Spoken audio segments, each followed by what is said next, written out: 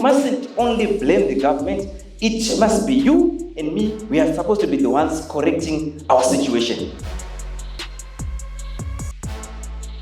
I would like Australians, British, Americans to come and work for local companies, not as NGOs.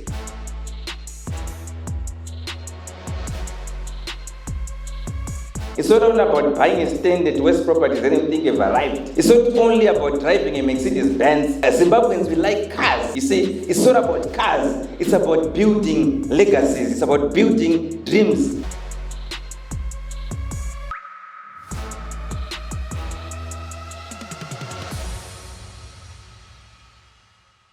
I want to take the honors of inviting the author of the book for a quick conversation. I just have 5 questions for him.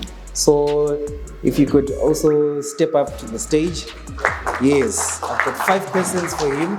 Mr. Jerry, how are you? I'm okay, how's it? How do you feel? I feel great, I feel honored, I feel like crying for everyone who came. Thank you so much, and may God bless you. Right, so I've got 5 questions for you. I had 20, I'm sure you can see I had 20 questions, but I'm just going to munch them into 5 questions. So the first one being, why did you pick such a bold topic for the book? Why African businesses die young? Why did you pick that topic? Okay, thank you so much. So during my time as a consultant from 2014 up to now, what I actually noticed is most of the meetings, I would do most of the meetings with directors, shareholders, managers, and per day I can do 5 of those meetings. So when you ask them, why are things going down? Mostly what it's about sanctions.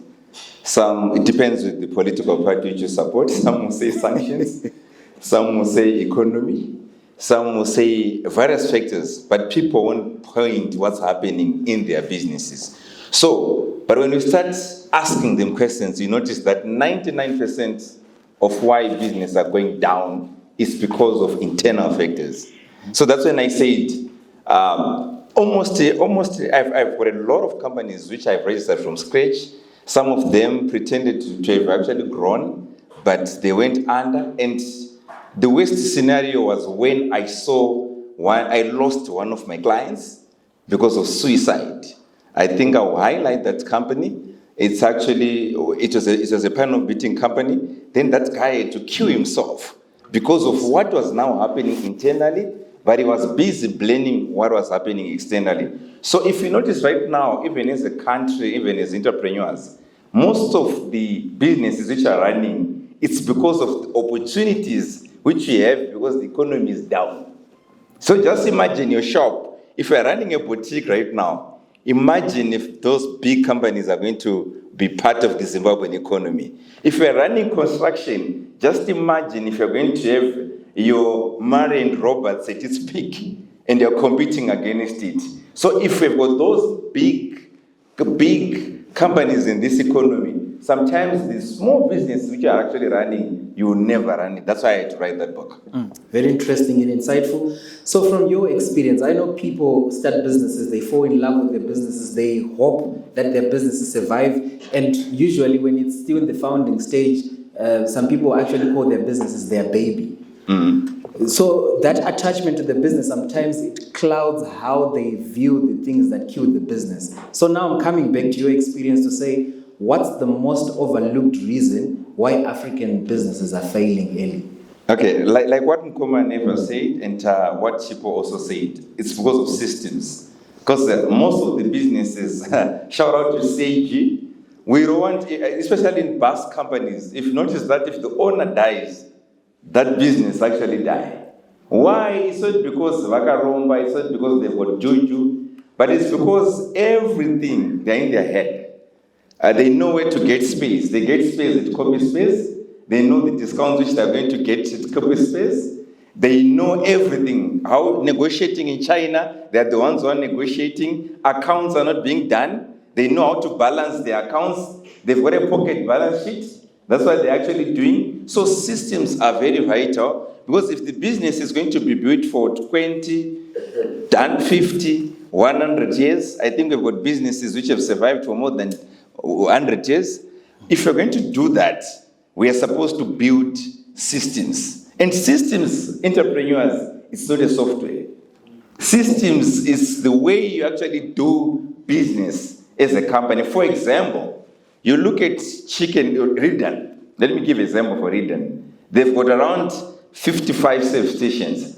The way you're going to be served on the 2nd Street, that's the same way you're supposed to be served in Bulawayo. That's the same way you're supposed to be served in Mutare.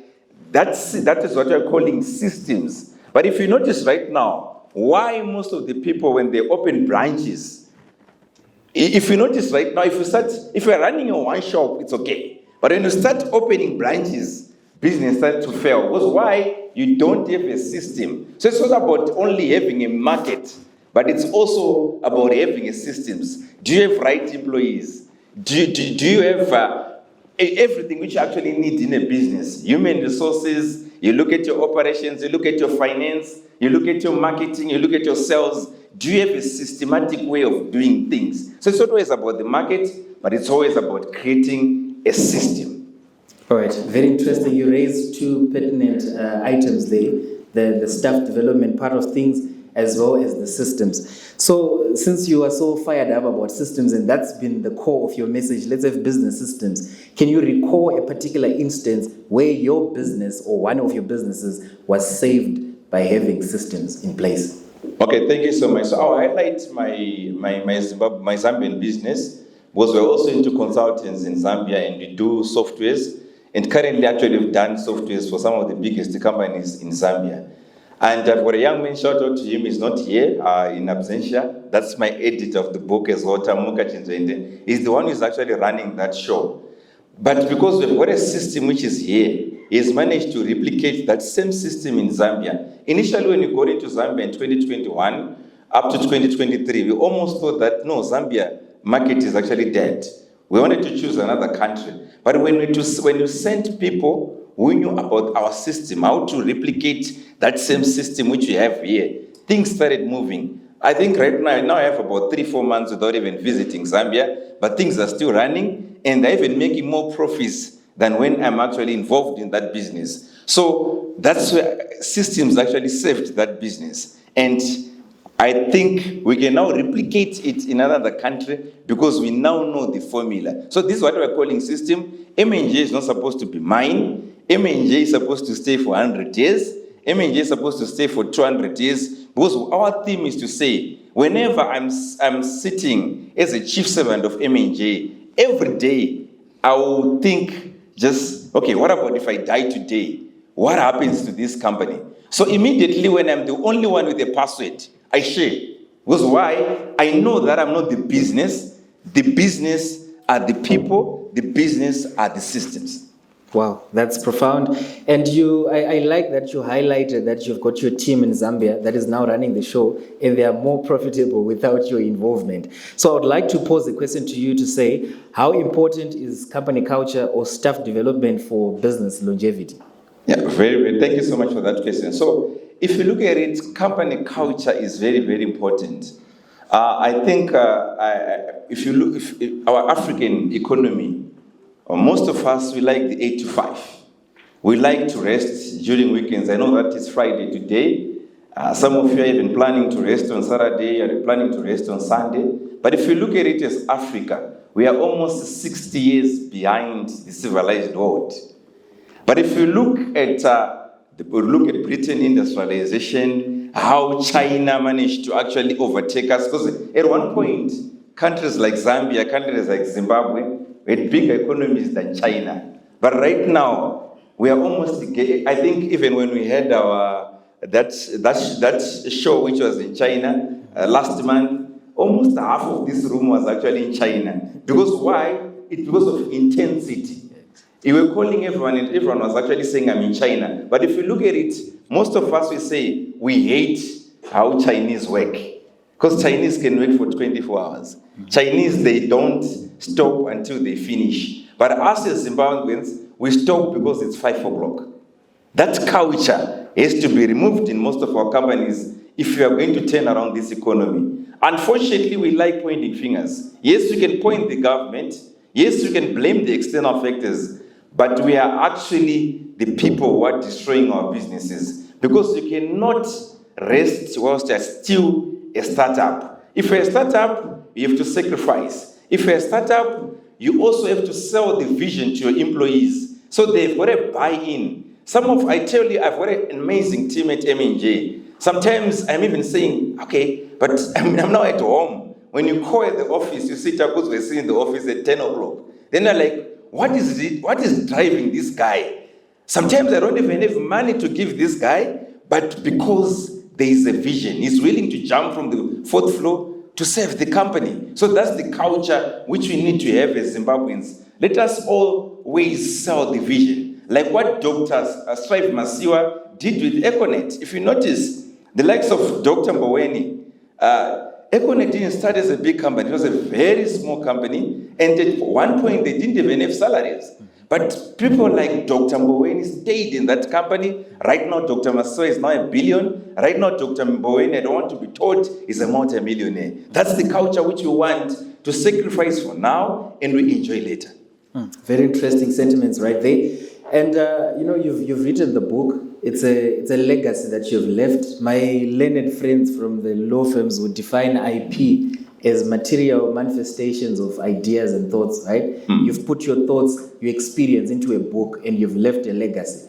What impact do you want it to continue to have long after you're gone? Okay, thank you so much. So what I just want is a situation whereby one day, I've said it many, many times, and that's my dream. I would like Australians, British, Americans to come and work for local companies, not as NGOs, but we want them to come to be employed by a Zimbabwean company. We want Zimbuild to employ a British, and we deny him visa because we're actually paying better. We are actually paying better. We want to tell Donald Trump that we are no longer entertaining Americans in Zimbabwe. That's my dream. Whether it's going to happen in my lifetime or it's going to happen after I'm gone, I want those books to contribute to actually say we want to employ Chinese, not for them to only come here and take our resources. We want them to come and work as our employees, giving them guidance. That's my dream, and that's what the legacy which I want to leave. And wherever I will be, I guess I'll be the kingdom of heaven by then. So I really want to say, we should have big dreams as Africans. It's not only about buying SADA. It's not only about buying a stand at West Properties and you think you've arrived. It's not only about driving a Mercedes-Benz. As Zimbabweans, we like cars. You see, it's not about cars. It's about building legacies. It's about building dreams. Don't drive a GD6. Don't drive a big car whilst your employee or supervisor is actually moving on a combi. That's dead. We are not going to build the economies which are going to dream about. Wow, that's a very big dream. A round of applause for that dream. So as we conclude this conversation, I promise I'm going to keep it short and sweet. I'm looking at the backdrop behind us. It's a catalog of the books that you've authored. The first one being the Chartered Vendor, where you wrote the life of your story. And then we went on to Selling Like a Vendor, which is also based on your experience. And then we moved on to Sales Costume Jolo. And now this one. I want you to package a message for an entrepreneur who's already doubting the chances of their success. Because I know you came from the streets as a vendor. And the entire branding of your persona is centered around you being a vendor. Mm-hmm. So can you package a message in conclusion for an entrepreneur who's doubting their chances of success in the same economy that you subverted and became successful? Okay, thank you. So Zimbabwe has got a lot of opportunities. And when you want to see that there are a lot of opportunities, just see how foreigners are actually coming into this country and exploit all the areas of our economy. We want to change mindset. Like what Nkoma Arthur actually said. If you read more, you notice that even your revenue starts to change. But unfortunately, if you want to hide anything from a black man, especially a Zimbabwean, put it in the book and tell them that there's no exam. Because if there's an exam, Zimbabweans like their degrees, they like their qualifications, they'll cram that book and they'll actually pass, but at the end of the day, they'll forget. So what I want to say to guys who are in this room, let us learn how to read, let us learn how to sacrifice. I noticed I was actually angered. Two of my clients, they were actually saying, we are going for holidays. We are going for vacations. We've got holidays, but people have been last paid in April. They are buying a 300 series, but people are not what? Are not paid. Why can't we sacrifice? Put our resources. Let us be introspective when we want to actually solve these problems. This book, I tell you, was those stories which are in the book, the current book, they are true stories, 1 to 37. And I just changed the names of companies. So if you see your story, just know that this is what? This is me. And you learn to correct, be introspective. Don't say it's someone else. So if I'm writing about a business owner who is here, you've got properties, you've got companies, then you don't have a family trust. Just know that it's you. So what I'm simply saying is, Zimbabwe's got a lot of money, guys. We've got opportunities to exploit, but that's if you focus. Let's not focus on the wrong thing. Let's not focus on people actually doing well. And sometimes we become also jealous of those people actually doing well, whether they're doing entrepreneurship, whether they're doing whatever they're doing. That's their own route.